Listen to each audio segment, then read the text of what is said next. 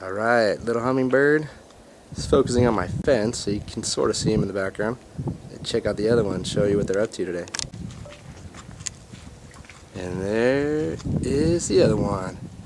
And he is eating all of the fungus gnats and fruit flies and whatever else is hanging around the compost bin. See if we can get closer without scaring him here on his morning meal. There you kind of see him through the lattice. Where'd he go? That's our Lady Banks rose there. Right here, been in the ground not even a year.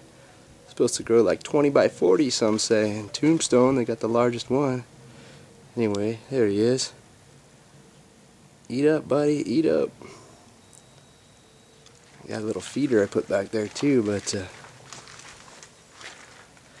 that was to lure them in, and now they're there for all those little flies. Maybe some of those little caterpillars too we saw earlier.